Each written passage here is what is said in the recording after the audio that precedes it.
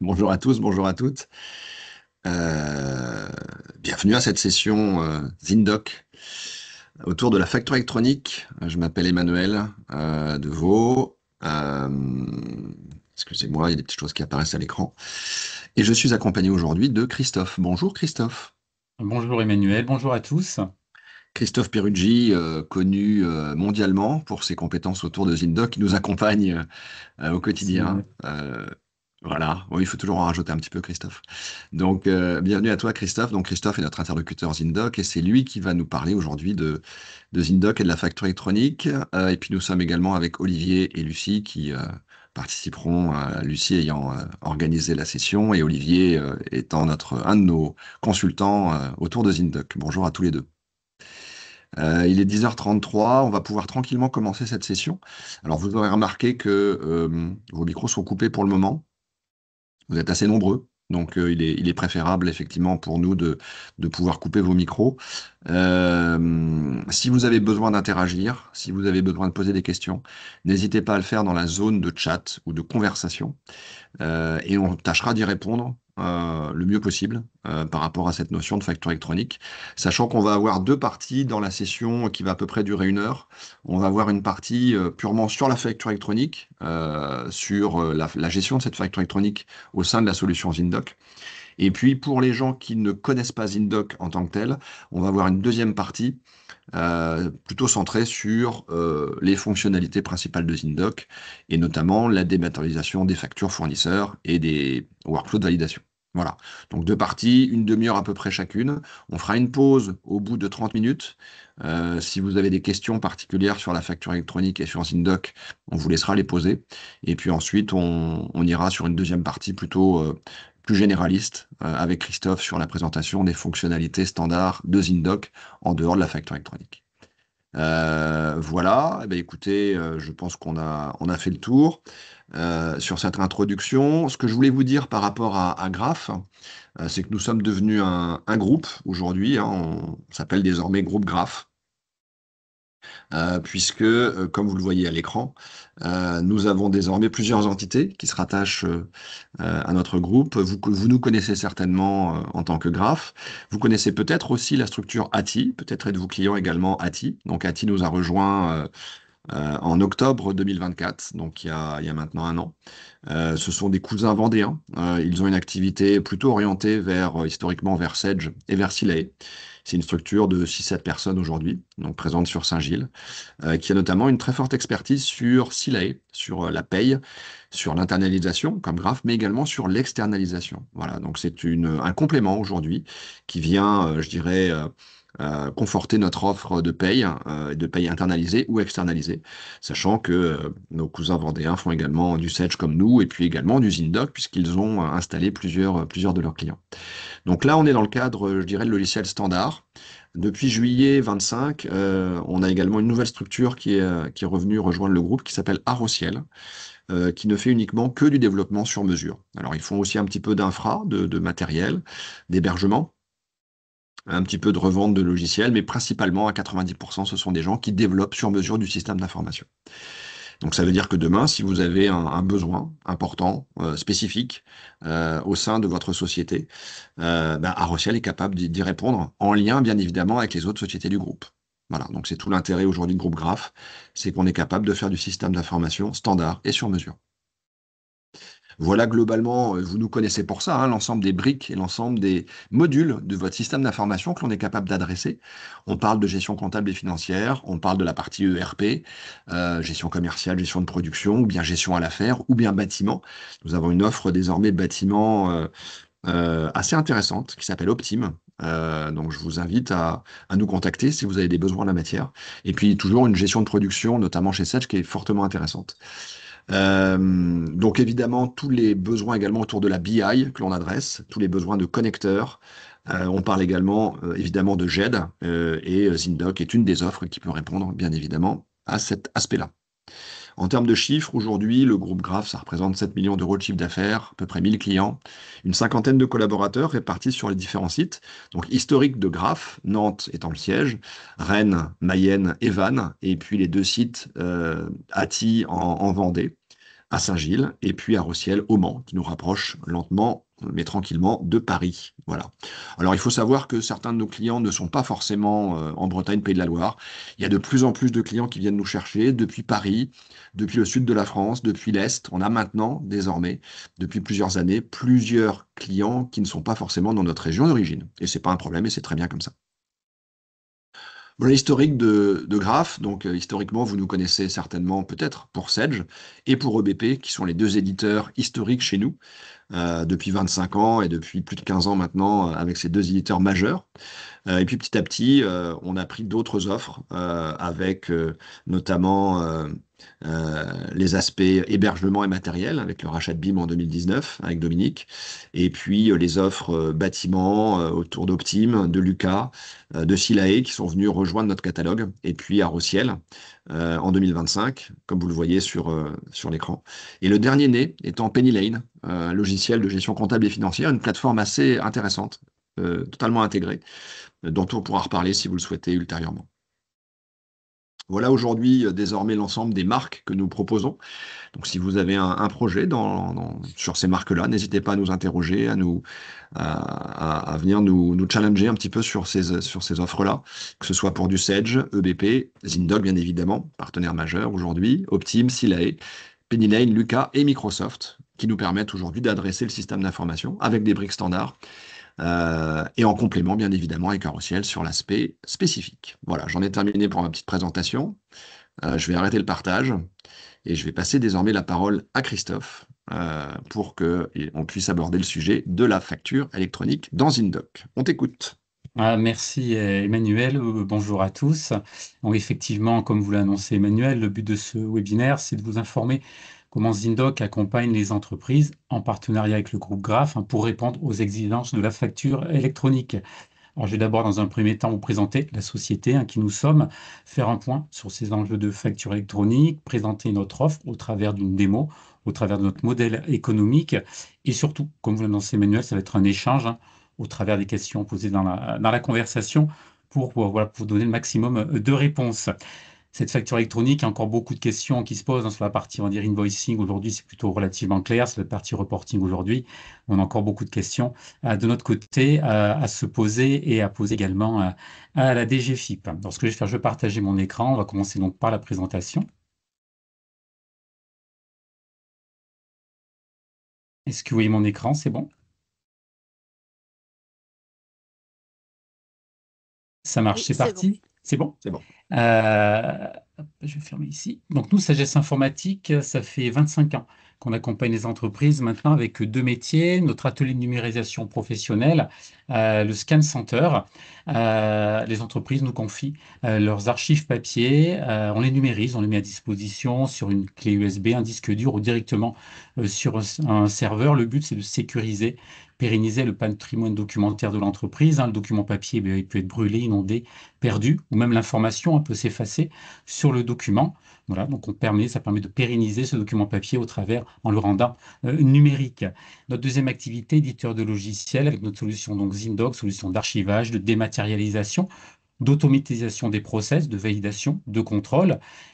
Cette facture électronique, donc l'obligation se posera sur les documents facturés à voir. Vous avez sans doute probablement d'autres documents qui circulent dans l'entreprise. On peut également vous accompagner dans la dématérialisation, l'automatisation au travers de signatures électroniques, faire signer des contrats de travail, faire signer des contrats commerciaux, dématérialiser également le bulletin de salaire, le mettre à disposition sur le coffre-fort électronique pour vos collaborateurs.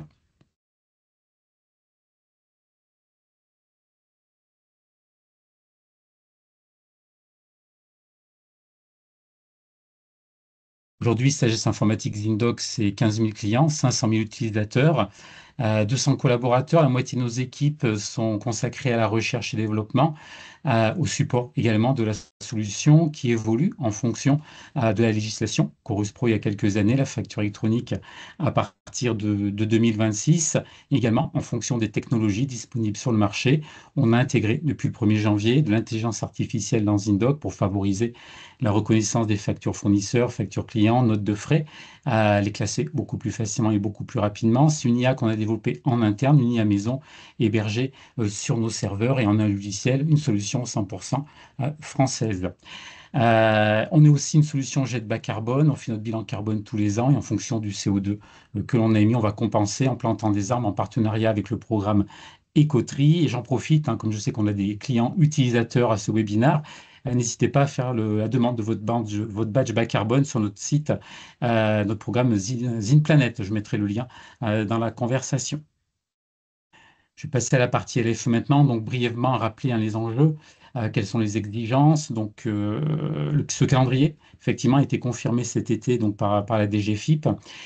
Toutes les entreprises seront concernées en réception de factures dès le 1er septembre 2026. Pourquoi? Parce que les grandes entreprises et les ETI, c'est les entreprises à partir de 250 salariés, 50 millions d'euros de chiffre d'affaires, ne pourront plus envoyer à leurs clients les factures par mail, par courrier ou les mettre à disposition sur l'espace client. Elles auront obligation de déposer leurs factures sur une plateforme et vous aurez l'obligation de collecter cette facture par l'intermédiaire de votre propre plateforme. L'obligation d'émission, voilà, sera pour toutes les entreprises à partir du 1er septembre 2027. Cette facture électronique, elle va impacter deux choses. Ça va être le mode de transmission des factures ainsi que leur format. D'accord? Donc, ces factures, vous allez les changer par l'intermédiaire de plateformes, des PA, plateformes agréées. Donc, ça a changé cet été. Avant, vous entendez parler de PDP, de plateformes de dématérialisation partenaires. Mais on va parler de PA, de plateformes agréées. Il y aura toujours donc un portail de l'État, le portail public de facturation, qui se chargera de collecter les informations que les PA auront échangées. Et il y aura également donc les solutions compatibles SC. Auparavant, on parlait d'OD, opérateur de dématérialisation, comme nous, Zindoc. Effectivement, nous, une fois que le document aura été collecté, sur la partie facture fournisseur, c'est mettre en place vos process de gestion, vos process de contrôle, ainsi que d'automatisation. Donc, entre assujettis et la TVA, vous allez changer des factures en partenariat de plateforme. Vous allez entendre parler de invoicing, d'accord? Dans le cadre de invoicing, entre assujettis et la TVA, vous échangez un document d'un format particulier, j'y reviendrai tout à l'heure. Si vous facturez une entité qui n'est pas soumise à la TVA, ça peut être une association, par exemple, exonérée de TVA, le particulier, en tant que particulier, on n'est pas concerné par la facture électronique, on n'aura pas l'obligation d'avoir une plateforme pour collecter nos factures. En revanche, ce sera de là votre responsabilité de déclarer cette transaction dans le cadre du reporting. Dans le cadre du reporting, il n'y aura pas un échange de documents, ce sera une donnée que vous allez déclarer au niveau de l'administration fiscale. Ces factures, elles ont également des statuts. Déposer, rejeter, refuser, encaisser. J'y reviens tout à l'heure, ce sont les statuts obligatoires, il y aura des statuts optionnels. Et ces factures, elles sont sous un format bien particulier. Les trois formats retenus par la France dans le cadre de la facture électronique, Facture X, UBL et C2I. Il est fort probable que Facture X s'impose naturellement. Pourquoi? Parce que vous avez un PDF classique, hein, que vous allez pouvoir lire, hein, vous allez pouvoir déchiffrer. Associé à ce PDF, vous allez avoir un fichier électronique. Et c'est à partir de ce fichier électronique que la DGFiP pourra contrôler votre TVA, par exemple. Les deux autres formats, UBL et C2I, c'est uniquement du fichier électronique. Donc, concrètement, septembre 2026, vous avez ici votre fournisseur qui est une entreprise de plus de 250 salariés. Ça va être par exemple Orange, ça va être EDF, ça va être Point P par exemple. La facture, ils ne pourront plus vous envoyer en direct par mail, par courrier, mettre à disposition sur l'espace client. Ils auront obligation de déposer leur facture sur une plateforme et vous aurez l'obligation de collecter cette facture par l'intermédiaire de votre propre plateforme.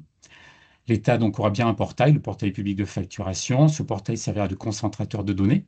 D'accord? Il concentrera toutes les informations collectées par les plateformes et se chargera de monter l'information à l'administration fiscale. L'État aussi donc, va gérer un annuaire. Vous serez identifié dans le cadre de la facture électronique sur cet annuaire à partir de votre numéro de sirène. C'est comme ça que la plateforme de votre fournisseur saura à quelle plateforme il doit envoyer cette facture. Votre numéro de sirène sera relié à une PDP, une PA maintenant. Ce fameux reporting, effectivement, ça va concerner les données d'opération internationale, les données de facture avec des non assujettis, le particulier, une entité non soumise à la TVA. Également, les données de transaction sur les prestations de services. Si vous avez, par exemple, fait des factures de services aux particuliers, vous devez déclarer donc cette transaction dans le cadre du reporting. Et également, le paiement. Lors du paiement irréel de la facture, vous devez déclarer ce montant-là également, date d'encaissement et montant de la transaction. Et également, le statut des factures. Ce reporting, là, toutes ces informations aussi que je vous délivre, hein, vous les retrouvez sur le site de la DGFiP. Je passe à la facture électronique.gouv. C'est régulièrement mis à jour. N'hésitez pas à le consulter, hein. Donc là, c'est les dates de reporting. Donc, si vous êtes au régime mensuel de TVA, déclaration, toutes les transactions entre le 1er et le 10 du mois, il faudra les déclarer avant le 20 du mois en cours. Toutes les transactions du 11 au 20 avant la fin du mois. Toutes les transactions du 21 à la fin du mois avant le 10 du mois suivant. Et le reporting de paiement sera à faire mensuellement. Notre offre plateforme agréée. Cette offre plateforme agréée, euh, aujourd'hui, en fait, c'est un partenariat avec deux acteurs qui vont être Doxalia et Exalink. Donc, nous, on restera bien opérateur de dématérialisation. Notre savoir-faire, effectivement, ben, c'est la gestion des process, hein, l'automatisation, la dématérialisation. On va pouvoir effectivement vous proposer également des services de PA avec Doxalia et Exalink. Alors, Doxalia et Exalink, ce sont des plateformes en cours d'immatriculation, hein, comme toutes les plateformes aujourd'hui. Il y en a 108 aujourd'hui. L'agrément d'immatriculation définitive devrait intervenir fin d'année 2025. On entend plutôt parler de courant janvier 2026. Donc Doxalia et Exalink auront les mêmes obligations, une fois certifiées, que toutes les plateformes qui sont certifiées définitivement. Doxalia, donc c'est une filiale du Crédit Agricole. Donc là, on s'appuie effectivement sur un grand groupe bancaire avec un hébergement en France. Et Exalink, qui sont plutôt orientés logiciels de gestion, spécialisés dans les gros volumes, spécialisés également sur les formats de factures. C'est également une entreprise française avec hébergement sur le sol français. Notre offre va vous permettre de gérer l'invoicing, le reporting, également l'archivage légal dans InDoc. Dans InDoc, on va garantir l'authenticité, l'intégrité du document, sa lisibilité dans le temps. On va vous proposer également, si vous le souhaitez, une option avec un archivage à valeur probatoire. Dans le cadre de la facture électronique, il n'y a aucune obligation d'archiver ces factures à valeur probatoire. Notre offre également, elle sera donc compatible avec toutes les PA.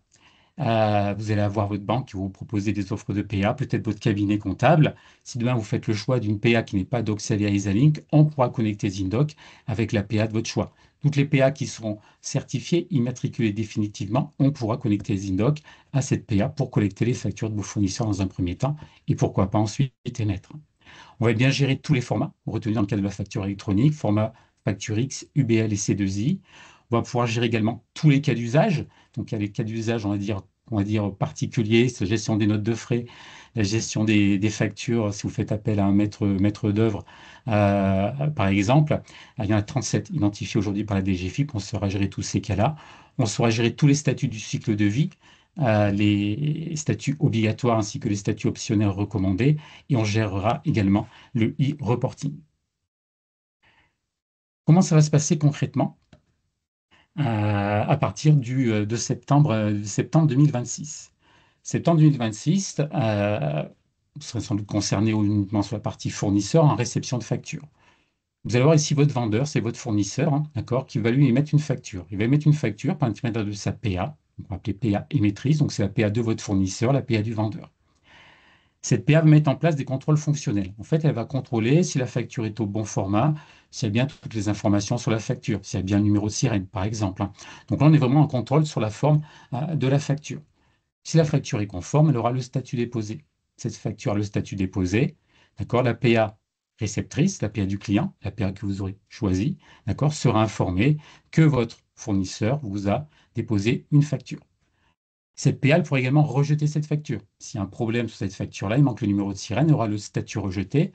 Si la facture donc est rejetée, la PA émettrice informera son client, le fournisseur, le vendeur, que cette facture n'est pas conforme, d'accord? Et votre vendeur aura obligation d'émettre une nouvelle facture, par exemple. Ces conditions de refus, on y reviendra tout à l'heure, elles vont être strictes. En fait, c'est la DGFiP qui va définir les conditions de refus. On peut refuser une facture, rejeter, une facture pour tel ou tel motif. Ces statuts-là, d'accord, seront gérés uniquement par les plateformes. D'accord, vous n'aurez pas à gérer les statuts déposés, rejetés. C'est les plateformes qui vont les gérer. Si la facture est conforme, la PA émettrice déposera la facture sous la PA réceptrice, qui mettra en place les mêmes contrôles fonctionnels. Donc, il est fort probable que si c'est bon ici, ce sera bon ici. Il y a peu de chances quand même qu'il y ait un problème. Comme ces plateformes auront toutes les mêmes obligations, les mêmes certifications, la facture est conforme à la PA réceptrice, donc la PA du client, de l'acheteur, d'accord, mais transmettra la PA à son client. Il y a un statut ici qui est mis à disposition. Ce statut aujourd'hui, il est optionnel. Il est fort probable que ce statut s'impose naturellement. Pourquoi? Ce statut, ça permettra à la PA réceptrice d'informer la PA émettrice, ainsi que le fournisseur, ainsi que le portail public de facturation, l'administration fiscale, que la facture a bien été mise à disposition de l'acheteur, à disposition du client.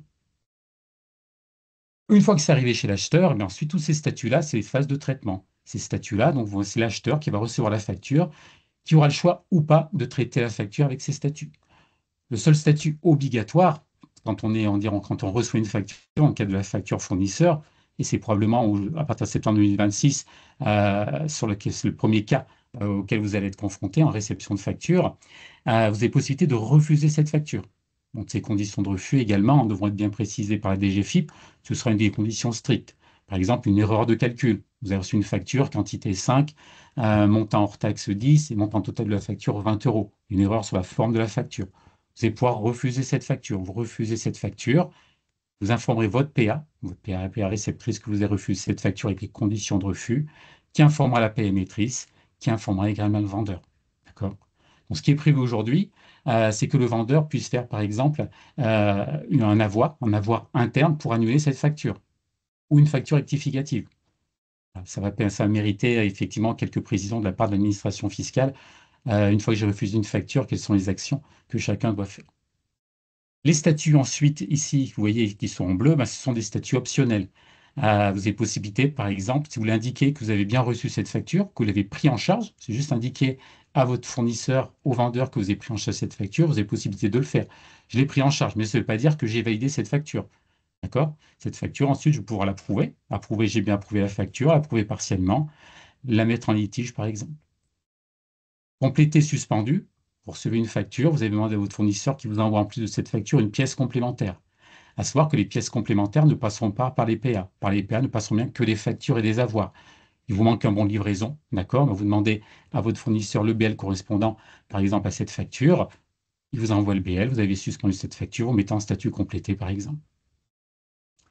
Et le statut encaissé, donc statut obligatoire, c'est votre fournisseur qui se tâchera, lui, d'informer que cette facture a été encaissée.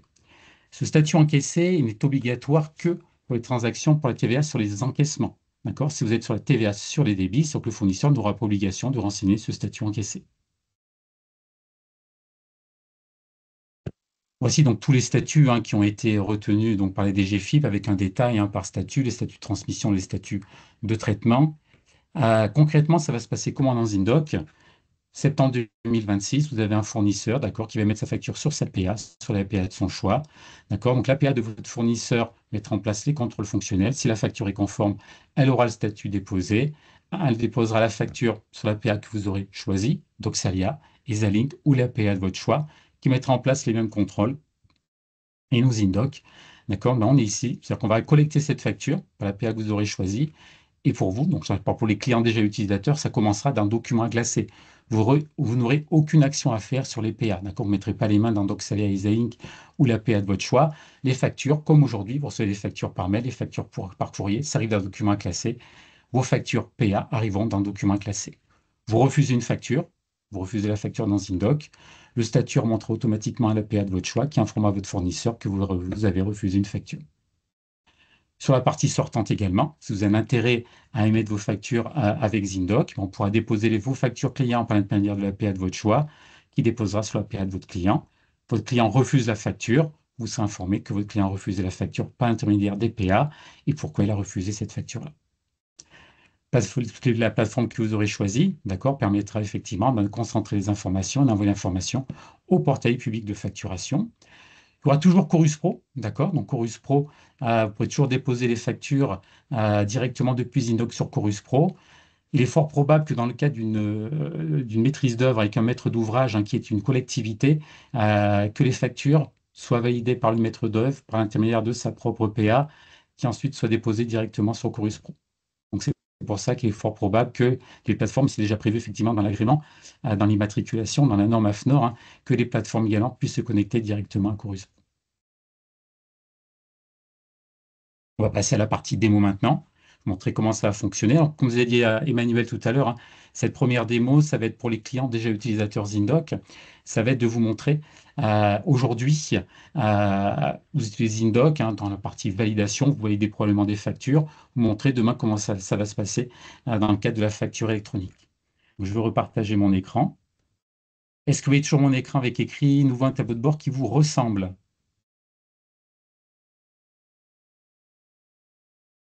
Oui. C'est bon? Donc là, je vais me connecter. Donc là, je vais sur une armoire de démonstration, je vais sur des classeurs de démonstration. Je vais montrer sur la partie facture fournisseur. Et vous allez voir, finalement, ça ne va pas changer grand-chose. Vous allez retrouver le même environnement de travail, hein, le même tableau de bord, avec le moteur de recherche ici sur la gauche, avec les fenêtres, hein, de dépose rapide, dernier document déposé, le saviez-vous, qui est la foire aux questions. Et vous allez retrouver ici, au milieu de votre tableau de bord, toutes les actions que vous avez à faire. Aujourd'hui, votre tableau de bord, il est personnalisé, hein. Les équipes de graphes ont personnalisé en fonction de vos besoins, quel circuit de validation vous avez besoin, valideur A, valideur B, valideur C. Demain, on va rajouter, on va dire, une action supplémentaire. Ça va être de pouvoir valider ces factures dans le cadre de la facture électronique. D'accord? Donc, pour vous, comme je l'ai indiqué tout à l'heure, ça commencera toujours ici dans le document à classer. Aujourd'hui, vous recevez des factures par mail, vous les transférez dans Zindoc, vous les numérisez, vous les prenez en photo, vous déposez les documents, par exemple, dans Zindoc. Ces documents, ils vont arriver dans le document classé. Donc les PA, la PA de votre choix, collectera les factures que vos fournisseurs auront déposées sur leur propre PA. Et vos factures arriveront ici, document classé. J'ai 4 factures aujourd'hui, on va dire 4 factures uniquement PA. Donc l'avantage également de cette facture électronique, sous le format facture X, effectivement, on va pouvoir exploiter les informations du fichier associé au PDF et ces factures se classeront automatiquement. 100% des champs, effectivement ici, hein, d'informations générales seront reconnus au premier passage. Donc vous allez gagner du temps sur la partie classement pour toujours contrôler, effectivement, j'aurai toujours l'image de mon document, mes champs de classement, et ici, moi, je passe à la facture suivante, et ainsi de suite, hein. Voilà. Donc là, vous allez gagner du temps également sur le classement du document, sur la réception, effectivement, moins de factures arrivées par mail, moins de factures à numériser, moins de factures papier. Une fois que vos documents ont été classés, si on va passer à la partie, on va dire facture électronique. On peut avoir un tableau de bord très simple. Comme je vous l'indiquais tout à l'heure, le seul statut obligatoire qui va vous concerner en réception de facture, ça va être de pouvoir refuser cette facture. Donc, vous pouvez avoir ici, très simplement, j'ai 4 factures que je viens de classer. Ben, ces factures-là, on va avoir des boutons. Ici, sur le côté du document, un bouton d'action. Je fais défiler ma facture. Je peux avoir un bouton qui s'appelle Valider. J'appuie sur ce bouton Valider. Là, on est hors, on va dire, on est hors facture électronique. C'est-à-dire, j'ai validé cette facture, mais uniquement pour moi en interne. Ce bouton-là, validation, ça ne veut pas dire que j'informe que mon fournisseur que je l'ai pris en charge ou que je l'ai approuvé. D'accord? C'est pour moi en interne. Il n'y a pas d'obligation de dire à son fournisseur que vous avez approuvé cette facture. Vous pouvez également avoir un bouton approuvé si vous le souhaitez. D'accord? Vous voulez jouer avec certains statuts, vous l'indiquez à votre fournisseur que vous avez approuvé cette facture, vous avez un bouton approuvé ici. En litige, donc ça va être en litige, vous refusez. On va parler du statut refusé, d'accord? Statut obligatoire, si vous voulez refuser cette facture dans des conditions bien précises, vous appuyez sur le bouton refuser, et ici, vous allez avoir un motif de retour. Par exemple, ça va être transaction.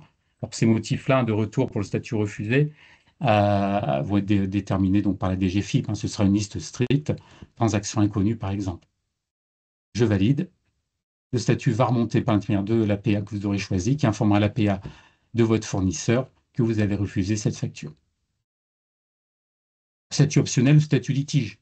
D'accord, je vais mettre cette facture en litige, mais également statut en litige, par exemple, quantité qui n'est pas conforme à ce que j'ai commandé, quantité facturée incorrecte, et je vais demander une action auprès de mon fournisseur, auprès du vendeur, je vais lui demander un avoir, par exemple.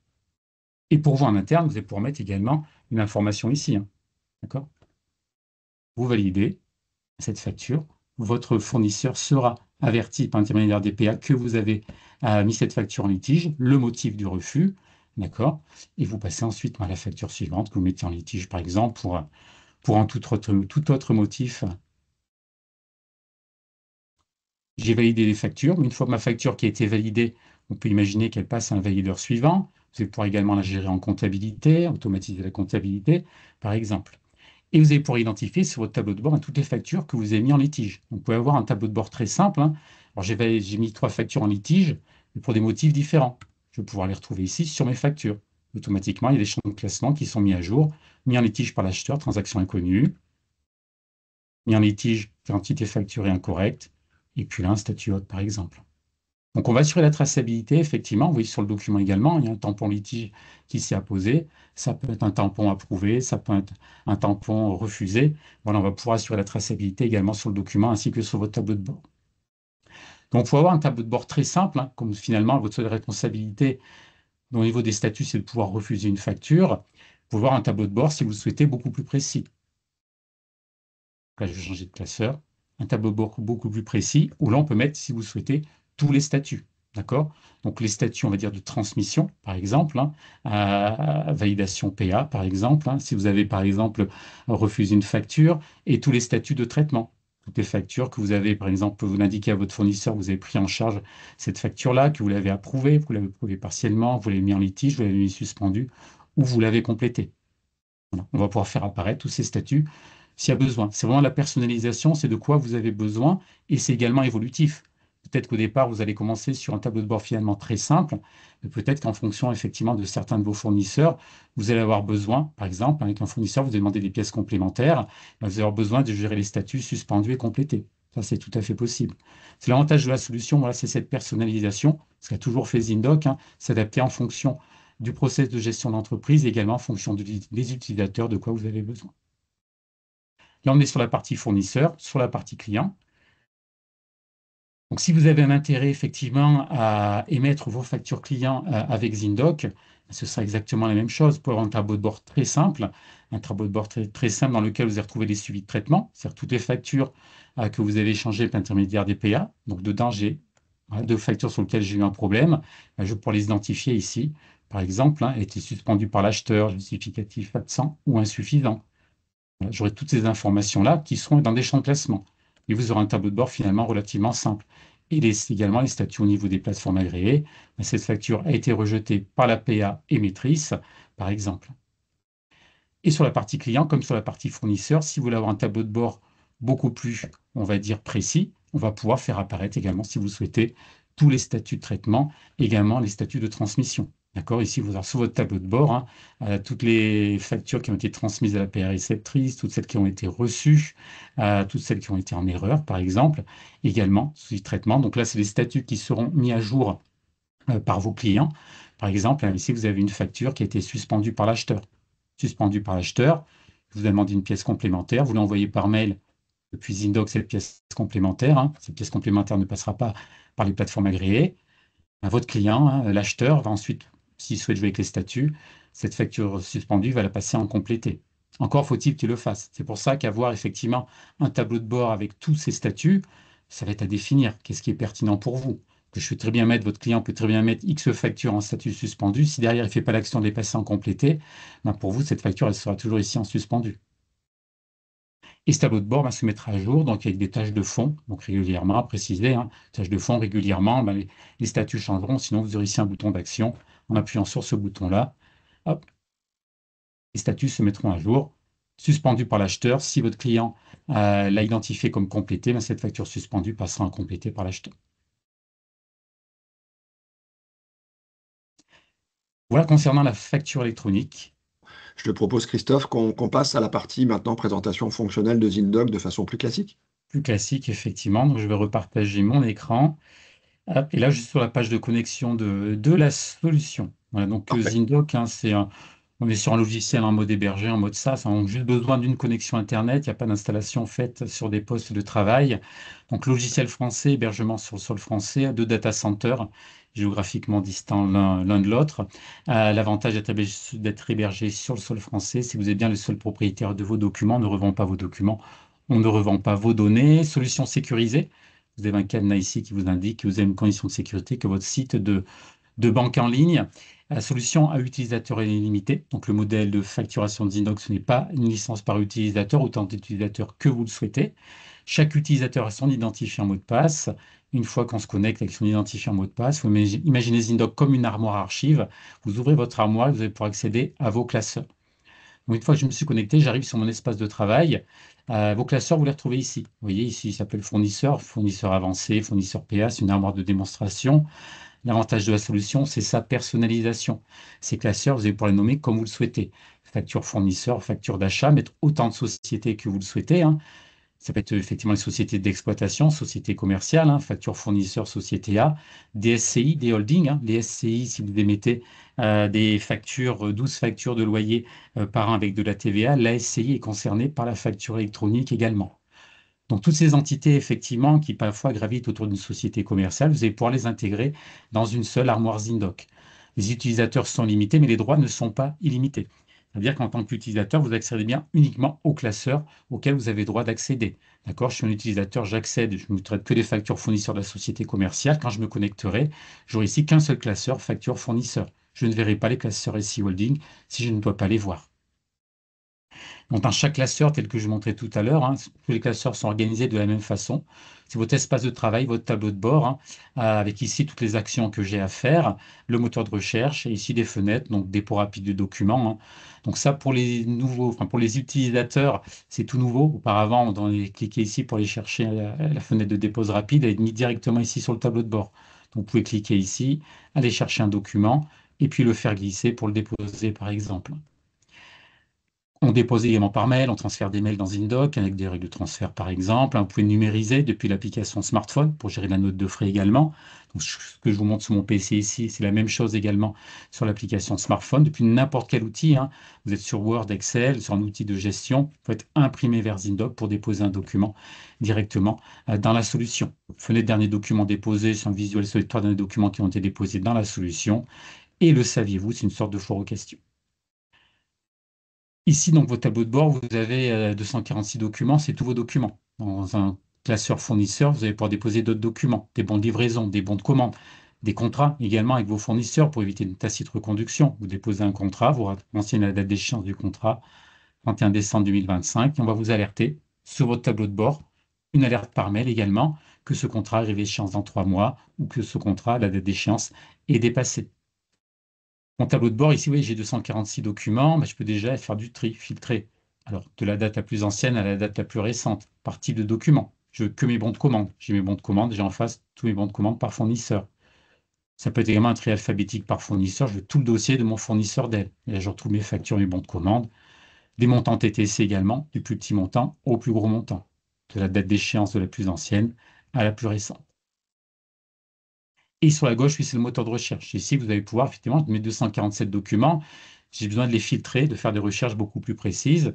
Ben, j'ai des listes déroulantes ici. Par exemple, je ne veux que des factures. Et votre tableau de bord se modifie. J'ai 153 documents qui sont bien que des factures. Vous avez ici un fournisseur meuble d'antan. Vous voulez que les factures de meubles d'antan. Vous tapez quelques lettres. ME, par exemple. Il vous retrouve tous les fournisseurs avec ME dans leur nom. Vous retrouvez meuble d'antan. Vous tapez aussi AN. Vous retrouvez votre fournisseur meuble d'antan. Donc tous ces critères, ces filtres ici sont personnalisables, ils sont adaptés à votre manière de rechercher. Pour avoir une liste déroulante ici par type de dépense, par exemple, hein. Une liste déroulante, ben, je ne veux que les frais généraux, je ne veux que les factures d'achat ou que les factures, par exemple, de télécommunications. C'est plusieurs fournisseurs de télécommunications. Lors du classement du document, vous identifiez comme fournisseur de télécommunications et ici, vous n'aurez bien que les factures de télécommunications ou d'énergie, par exemple. Faire des recherches par montant, par date, vous allez pouvoir croiser tous ces filtres. Vous pouvez faire également une recherche par le contenu du document. Si vous avez besoin de retrouver n'importe quelle information à l'intérieur du document, ça va être un code article, ça va être un GENCODE, un montant. Vous avez besoin ici de taper ce montant-là, cette information dans ce champ de recherche. Ici, c'est le modèle hein, des ordinateurs Dell. Ça peut être Dell, Samsung, peu importe, Apple.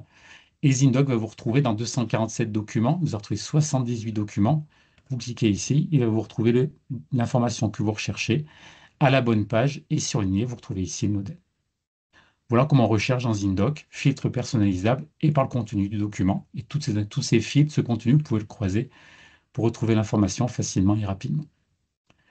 Une fois que votre document a été déposé, hein, donc dépôt effectivement, dépôt direct, dépôt par mail, demain déposé par l'intermédiaire des plateformes agréées, tous vos documents arriveront ici dans Documents à classer. J'ai 6 documents à classer aujourd'hui. Hein. On va commencer par une facture Orange. Donc on est à aujourd'hui, on est hors facture électronique. Hein. J'ai reçu une facture Orange. Vous voyez ici cette facture orange. Donc là, j'ai l'image de mon PDF hein, que je peux faire défiler, contrôler. Et sur la gauche, j'ai mes champs de classement que j'avais tout à l'heure dans mon moteur de recherche. C'est ici que vous allez classer le document. Comment on classe dans Zindoc déjà? Il y a plein d'informations qu'on ne va pas devoir classer, que Zindoc va reconnaître automatiquement. Donc, grâce à l'IA qu'on a développée pour favoriser la reconnaissance des documents, aujourd'hui, 9 factures fournisseurs sur 10, ça fait partie des modèles qu'on a entraînés, facture fournisseur, facture client, note de frais. Sur la partie facture fournisseur, on est à 90% de taux de reconnaissance au premier passage d'une facture. Donc là, Zindoc, c'est une facture, le nom du fournisseur, référence du document, date d'échéance, hors taxe TVA et TTC. Il les reconnaît 9 fois sur 10 au premier passage. Il y a les informations que vous allez devoir lui apprendre. Le responsable de validation, il va pouvoir le deviner. D'accord? Donc, il vous a indiqué que le responsable de validation, c'est Georges Sand. Sur les circuits de validation, effectivement, ils vont être paramétrés, ils vont être définis en fonction de vos besoins. Ça peut être valideur A qui passe à valideur B, qui passe ensuite à C. Ça peut être C ne valide que si A et B ont validé. Et puis C peut valider même si A et B n'ont pas validé, par exemple. Donc là, c'est définir vraiment adapté à vous, à vos process de contrôle des factures. Pour la comptabilité, effectivement, on va importer donc vos comptes de charge, comptes de tiers qui seront dans la solution. Et c'est pour ici ventiler vos factures directement dans InDoc. Comptabilité générale, comptabilité analytique également, selon vos axes analytiques, avec des modèles analytiques déjà effectivement enregistrés. Systématiquement, une facture de télécommunication, elle est ventilée de cette façon-là. Vous voulez également envoyer un complément de libellé, parce que l'intérêt, tel que vous l'avez décrit Manuel tout à l'heure, c'est éviter de ressaisir dans un logiciel de comptabilité toutes ces informations-là, grâce au connecteur Graph, Verset, GBP, vous allez pouvoir les envoyer de manière automatisée. Vous voulez envoyer en plus de la comptabilité un complément de libellé, vous allez pouvoir ici cliquer. Voilà, donc sur le document, l'information que vous voulez envoyer en plus de vos écritures comptables. Vous voyez, partout où je passe la main de la souris ici, c'est toute l'information que vous pouvez cliquer sur le document pour renseigner ici un champ de classement. Donc là, je vais envoyer vers ma comptabilité que c'était l'abonnement, par exemple. Distinguer vos modes de règlement également. En faisant ce travail-là, donc les informations que Zindoc a reconnues, des informations que vous lui avez apprises, Zindoc va apprendre de la manière dont vous avez classé le document. Vous comptez 4-5 passages pour ces informations, on va dire, d'apprentissage, et ensuite Zindoc va vous les proposer. Vous voyez, sur cette facture-là, ça fait 4-5 fois qu'elle est déposée dans Zindoc, mais là, il vous a proposé ce responsable de validation, il vous a même proposé ses écritures comptables. Ce sera toujours sous votre contrôle. On peut automatiser beaucoup de tâches. C'est vrai que dématérialisation et automatisation, c'est lié. Dans un premier temps, nous conseillons à nos clients de garder la main. Cette facture également, enfin, la date d'échéance est systématiquement ici. Donc, Zindoc a reconnu qu'elle était à cet endroit-là. Il a rempli ici 15 août. C'est-à-dire cette facture, moi, je vais être averti qu'elle a payé au 31. Vous pouvez changer la date d'échéance de la facture. Pour la comptabilité également, vous voyez éventuellement en pied de page cette facture les 4-5 premières fois. Vous voulez distinguer vos lignes cette fois-ci. Vous allez pouvoir cliquer sur le document ici pour affecter chaque ligne à un compte de charge différent. L'avantage de cliquer sur le document également, c'est qu'on réduit les risques d'erreur. Et dans le cas inverse, si vous voulez affecter plusieurs lignes au même compte de charge, on va vous éviter d'avoir la calculatrice à côté. Vous allez pouvoir faire vos additions directement dans Zindoc. Je vais affecter mon 58 à mon 54,75. Je retrouve bien mon 112,75. Et ainsi de suite, comme ça, toutes vos factures, vous allez devoir les contrôler pour les classer. Une fois qu'elles seront classées, vous allez pouvoir les rechercher, tel que je l'ai montré, recherche plein texte ou recherche par filtre. On passe ensuite au circuit de validation. Donc là, on va dire on est hors PA. Donc, finalement, sur la PA, ça va être le même principe. J'ai deux factures à valider. Une facture que je valide ici avec des boutons d'action directement sur le côté du document. Je valide, je passe à la facture suivante que je mets en litige. Et je mets une explication pourquoi j'ai mis cette facture en litige. Par exemple, remise non appliquée. Comme vous l'avez tout à l'heure, dans le cas de la facture électronique, ce sera exactement la même chose. Vous choisirez effectivement vos motifs de refus, vos motifs de litige pour informer le portail public de facturation, la DGFiP, et votre fournisseur pourquoi vous avez refusé cette facture. Et je passe à la facture suivante. Une fois vos factures ont été validées, donc en fonction de votre circuit de validation, cette validation, elle peut intervenir à tout moment, effectivement. Là, vraiment, c'est de la personnalisation. Et ensuite, la gestion comptable. Grâce au connecteur Graph, effectivement, les écritures comptables vont s'automatiser. Donc, ça va être automatiquement envoyé vers Sage ou vers EBP, par exemple. Et ensuite, on va vous alerter ici sur les dates d'échéance des factures, facture à payer dans moins de 7 jours, facture à payer dont la date d'échéance est dépassée. Ça peut être une facture, ça peut être un contrat également. Voilà sur la partie facture fournisseur, sur la partie facture client. Cette partie facture client, à aujourd'hui, ce que l'on propose, donc, c'est faire de la diffusion en masse, en lot de factures. Vous émettez, vous allez créer des factures 10, 15, 20, 30, depuis votre outil de gestion, depuis votre gestion commerciale, votre ERP. Vous allez déposer dans Zindoc en impression PDF, vous allez faire imprimer vers Zindoc. D'accord, vos factures vont arriver ici dans facture à diffuser. J'ai dit facture à envoyer aujourd'hui. Je vais les sélectionner, ces factures-là. Partager, envoyer. En fonction des informations qu'il y a sur la facture, Zindoc va pouvoir définir à qui j'envoie cette facture-là. Je l'envoie sur Chorus, je l'envoie par mail, par exemple. Donc, il va lire le numéro de sirène. En ou deux, c'est une collectivité. Donc, on va se connecter à Chorus automatiquement, déposer le PDF, remplir les informations à votre place, code collectivité, numéro d'engagement, code service. Si c'est pas un ou deux, envoyé par mail avec un texte personnalisé par client. Un texte qui va se mettre à jour, par exemple. Aujourd'hui, ce client, j'envoie la facture 50 d'un montant de 9 960 €. Demain, j'enverrai peut-être la facture 160 d'un montant de 10 000 €. Ce qui est important également, comme dans le cadre de la facture électronique, c'est le suivi de ces factures-là, hein. Demain, si vous avez des factures à une entité non soumise à la TVA, des particuliers, le particulier n'aura pas à gérer ses statuts, elle n'est pas concernée par la facture électronique. D'accord? En revanche, on peut vous assurer dès aujourd'hui, c'est une traçabilité, effectivement, grâce à l'envoi en lien sécurisé. C'est-à-dire vos factures clients, vous les envoyez, votre client va recevoir un mail classique avec document en pièce jointe, ou alors vous l'envoyez en lien sécurisé. Le client va recevoir donc un mail sans pièce jointe avec un lien. Il va devoir cliquer sur le lien. En cliquant sur le lien, vous aurez l'information dans ZinDoc, pouvoir identifier toutes les factures que vous avez envoyées qui n'ont pas été cliquées. Identifier sur votre tableau de bord ici. J'en ai envoyé 100 la semaine dernière. Il y a plus de 10 jours. D'accord? Il y en a 9 n'ont pas été cliqués. Je peux les identifier sur mon tableau de bord et paramétrer, venir affiner ma stratégie de relance. Avenir Coop, c'est quelqu'un qui est un bon payeur, Mobiliac également. En revanche, Société Classe, c'est pas un mauvais payeur, mais à chaque fois, il faut que je le relance. Si je ne le relance pas, il va pas payer en temps et en heure. Et je peux le relancer sur un scénario d'envoi différent. Alors, en première relance par mail ou une relance par courrier. On peut également faire un service éditique et on peut charger à votre place d'imprimer un document, le mettre sous pli, de l'envoyer en recommandé, par exemple. Donc, on assure cette traçabilité de l'envoi et sur la partie client également.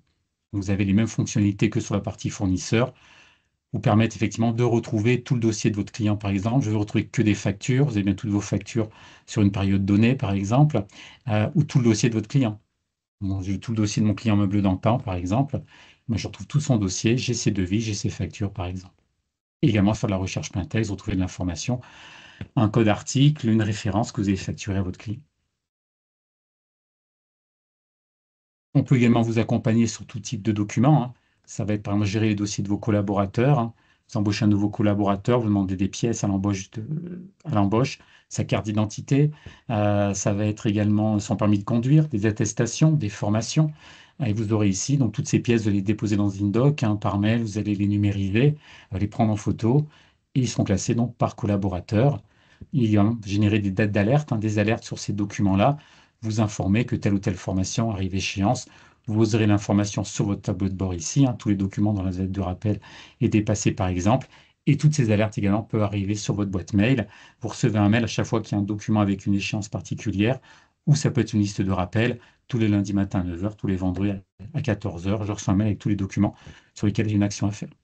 Dématérialiser également le bulletin de salaire pour vos collaborateurs sur les coffres-forts électroniques. C'est une possibilité également offerte par la solution. Envoyer des documents en signature électronique, contrats commerciaux ou des contrats de travail. Merci en tout cas de cette présentation et merci encore à toi, Christophe. À bientôt. Merci Emmanuel, merci à vous. Bonne Merci à journée. tous. Au Au revoir. revoir.